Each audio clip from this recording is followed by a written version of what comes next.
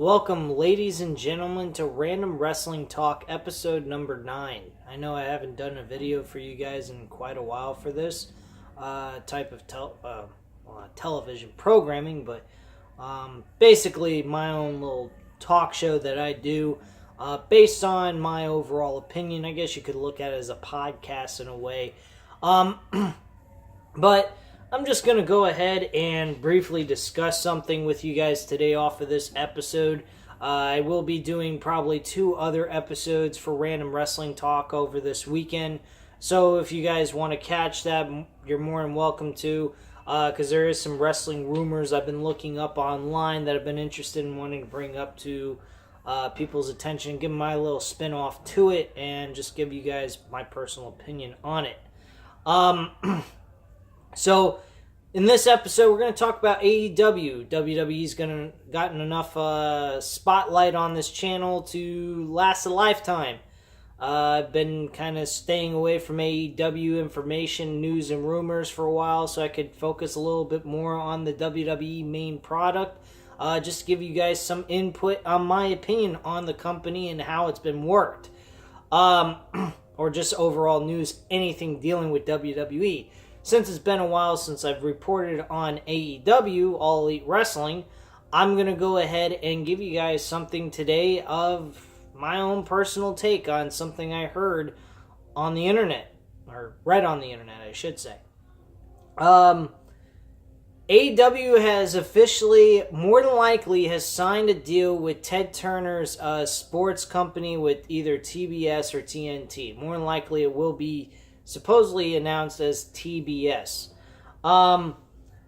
This announcement doesn't surprise me too much, but then again, maybe, just maybe, I think AEW should look at the possibility of ESPN. ESPN has their own streaming service with ESPN Plus, so they could always have their own product provided on ESPN Plus for people to view if they didn't get a chance to see it originally aired on television. So I think ESPN's another good outlet or idea to go with, possibly, and may want to look into if they haven't already finalized with Ted Turner's sports company, with Ted Turner's channel with TBS and TNT. Yeah, I think ESPN would be a good pick for them as well. But Ted Turner's not a bad choice either, nonetheless. Just to give you another thing I heard with that information, there also has been a rumor that they may end up having an off season. So they're going to have like a couple of months where they're non-stop, then stop and let their guys rest and chill out for a little while, and then start them up back again later on that year or what have you. This idea, I think, is a good one, simply because of the fact that you're going ahead and allowing your wrestlers to have rest, and you can put them through these strenuous, strong-style matchups where they're very stiff in the ring, making the matches look more believable. If they wanted to do year-round, it's still possible for them to do this. The reason why I say that is because if you have a large roster and you use like some of your mid-card wrestlers to fill in the entire show, have your main event wrestlers perform as the last match, of course, and just have them once in a while doing something on the main event, then you're good. The only problem with my idea, I think, is that you have to really be concerned about the well-being of your mid-card wrestlers. I mean, you could have a tag team wrestling match, a women's division match, and maybe like 2 or 3 mid-card wrestling matches, with the last match being the main event with main event wrestlers. So I guess you could look at it that way. If they went about doing the way UFC does their shit, because UFC tried to do... If UFC tried to do what WWE does with their performers and fighters, they would not be alive. That's plain and simple. If you watched any UFC fight, or boxing match for that matter, and saw what these guys did, you wouldn't want to go ahead and perform on a week-to-week basis. It just doesn't happen. the reason why they're able to provide an event week to week the way they are now is because of the fact that they have such a large roster and they have so many different weight classes. They can shine the spotlight on those different weight classes for that specific event. Professional wrestling is totally different, of course. They don't really have that many different spotlights to shine it on, not so many divisions, weight divisions, and what have you.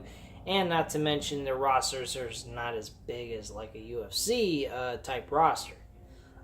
So that's just my little take on it, I guess, my own opinion on that. But regardless of all that, that is really what could work, I believe. I might be wrong, and if I am, by all means, go ahead and state your opinion down below. You always have that opportunity to, so by all means, go for it. Other things that they could do, this thing is not a bad idea. If they went about with the idea of going ahead and doing having their off season during WrestleMania season, I think that would be the best time to do this off season for All Elite Wrestling. Because one, they're not competing against such a hot competition like this, and they could have their Super Bowl type event during September and call it All In. Because quite frankly, if you think about it, All In should be AEW's version of WrestleMania. I think that is how they should look at All In. All In should be their primary pay-per-view that is looked at as the number one thing in their company. All In is the startup, and reaching this point with All Elite Wrestling. That's why they call it All Elite Wrestling. All In, All Elite Wrestling. There it is. I feel that title belongs to All Elite Wrestling and should be their pay-per-view marquee event of their entire year. So, that's just how I see it. Honestly, I think they really have got a lot of momentum going for them. There's people that are going against the company. They're going against the grain. They don't particularly care for this company and don't really think they're going to be successful. I'm subscribed to several different people that do what I do on this channel, and one of which being the case that they're not going to be successful. I don't believe that. And the reason why is because WWE has not been providing its audience good professional wrestling. They're downgrading mentally retarded storylines. It makes no sense. Now they're unifying all the titles, yet they have a fucking shakeup coming up this week on Monday and Tuesday night. And yet they're unifying titles. I thought the titles were supposed to be separate from each other for brands.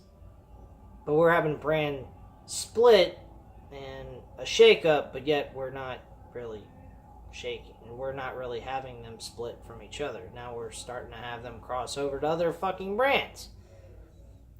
Get rid of the fucking brand split, plain and simple. That's all I have to say on that bullshit. Going back to this, to me, is professional wrestling. Wins and losses are going to matter. That is something that I've already reported before, but I'm just saying, wins and losses need to matter. That's what gives the fucking reason why these guys are performing. A win and a loss matter. That's what gives more prestige to that belt that they're chasing after. It also gives more reason of competition. I mean, it has to be competitive. These people have to want to compete. Not just because that's what they're doing, or that's what the storyline entails. That is because they want to.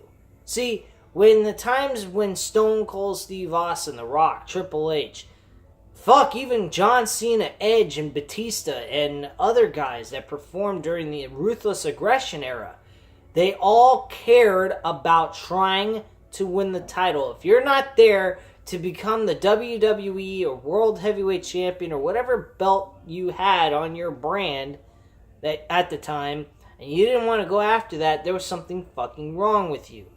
Now, it doesn't seem to matter to anybody. Titles don't seem to mean a damn thing. I mean, fucking Drew McIntyre is a guy that was built up into this big badass and he couldn't beat up Roman Reigns. It's just fucking Roman Reigns over and fucking Drew McIntyre up. So there you go. They're burying them both simultaneously at the same time. Giving people no reason to want to cheer for Roman Reigns, making them feel like he's a chosen one that's going to go ahead and get all the luxury and all the benefits of being a chosen guy for the WWE, blah, blah, blah. And Drew McIntyre is looking like a stupid losing bitch. But anyway, going back to AEW. So, personally, I feel that AEW's got a really good shot at doing a lot of great things in professional wrestling. One thing that I did notice, besides the MGM Grand that they're performing in for this Double or Nothing pay-per-view, which I most definitely will give you guys a review on, and I will be watching it live on pay-per-view. The other thing I did notice about this is how they are actually performing at big venues. In June, they're going to be performing another pay-per-view event. I forgot the name of it. I looked it on Wikipedia. They actually have this event taking place in Daytona Beach, Florida. And this is actually going to have a capacity to fit 9,312 people for this event. Now, for a company that has not had a weekly television show, to perform in front of 9,000 plus people, pretty fucking impressive for a company that hasn't even started yet. I mean, they're officially founded, but they haven't really done anything yet. Until Double or Nothing, which by all means are performing an MGM Grand. That fucking thing can contain about 17,000 plus people in that arena in itself. You don't believe me? Ask WCW when they performed all those Halloween Havoc events. So that's pretty much the overall consensus here. And I feel that this is the best thing possible for them. I think that the off-season is a really good thing, and I think by them throwing in this idea of having the off-season during WrestleMania season from January all the way up to April would be a smart idea, especially with them first starting out. I don't think they really should go in direct competition with them right off the bat. I think that would be a very bad idea, putting more pressure on them than they really need at this point. So I feel that that would not be a smart decision on their part. I think they need to build up this company into the same level of WWE. They're more likely going to get there quick, probably within about 2 or 3 years, I believe. And by that point, nail them. Fucking go after all their talent, which they already are. But at that point, besides just doing that, hit them straight on. Compete with them the same fucking night like WCW. If you're making an audience figure of ratings with 3 million people watching your show on a weekly basis consistently and not losing any large amount of audience viewers, then personally, my own particular logic here, I think that would be the smart decision to do, because right now, looking at WWE's Monday Night Raw and SmackDown, Raw and SmackDown probably come to that amount combined as a total amount of viewers. They might actually be at 4 million possibly, based on sometimes maybe SmackDown getting a jump on viewership to like 2 million, but Monday Night Raw ain't getting the same viewership that fucking Monday Night Raw used to get. I'll just put it to you that way. But Another good thing that they got is Dean Ambrose. Dean Ambrose is being rumored to possibly sign with AEW after, I think that he has a little bit of a hold on his freedom to wrestle for whatever company because of a contract agreement he signed for 3 months. He's a non-compete situation. So I think he's got 3 more months to wait. So he probably won't be able to sign with anybody till like July or August. So anticipate to see him with probably another company late August, or not late August, late summer, and seeing him perform. So that's a plus. I think he will sign with AEW eventually. There was some kind of rumor going around that he was talked about given a contract for $6 million a year. I highly doubt that he would get something of that large of a figure. I mean, they probably would give him what WWE's given him, and I don't think that that is something that's a big concern to Dean Ambrose. Money wasn't the talk about that the major problem that he talked about. It was creative role and path that they were going with him on this. And I feel that he really didn't evolve or do anything impressive with his character. His character never evolved into anything special. He just kind of went around in circles doing nothing. I mean, granted, it was nice to see him get a WWE Championship run, but that championship run led to him getting low blowed in the crotch and losing the WWE Championship to AJ Styles, which is not a bad opponent to lose to, but never getting the title back afterwards, or never even competing for it in a rematch. So, well, he did have rematches, but his rematches were shit. It meant nothing. He just lost, and that was it. So, that's just my overall consensus on this. I think Dean Ambrose deserved a lot better than what he was given there in WWE. I think he's a great figure, could be a great leader, places a franchise character for AEW. I mean, he could be a lead villain. I think that would be a great role for him. Face, he's alright as a face as long as you do like a Stone Cold style type move with him. But quite frankly, he would be fine just being a heel and being a lead villain of the company, the franchise villain of that company, and just kicking people's asses. I see him in the sense, a slight touch of like Shane Douglas from ECW. That's how I see Dean Ambrose. A really cocky, jerked off fucker who really doesn't care about anybody and will do anything to win. That is the kind of character I would really appreciate with Dean Ambrose being. Not to mention being one crazy son of a bitch, because he always plays a crazy role very well. I mean, he really gives off the idea of a Joker type villain. That's really how he comes across, even though he doesn't have the paint and all that other jazz that goes with playing that character. He does come across like a Joker-like character. I mean, when he gets on the mic and he's really all into his role that he did in WWE at the time, in like the 2015s and the 2014, even 2016 a little bit, he sounded a lot like fucking the Joker. Really. So, him playing a lead villain in this company would not be a bad idea. So that's just what I have to say on that subject. Trying to think of one other thing that was mentioned. I think that's pretty much all I have to say on this stuff for today with AEW. I'm gonna go ahead and let this be the end of this video for today. But there is some Ring of Honor wrestling news that I'd like to bring up and talk about. I'm not going to do that in this video. I'd like to give you guys... I really don't want to do very long videos. Maybe 20 minutes tops at the most. But yeah, think that this is where I'm going to end it. But I'll talk to you guys next video this weekend about the Ring of Honor information that I got and actually saw on YouTube. That was very interesting. But anyway, guys, at this time, leave your comments and opinions down below. Hit the like button if you liked the video. Hit the subscribe button if you're not already subscribed to this channel. And have a great night, guys.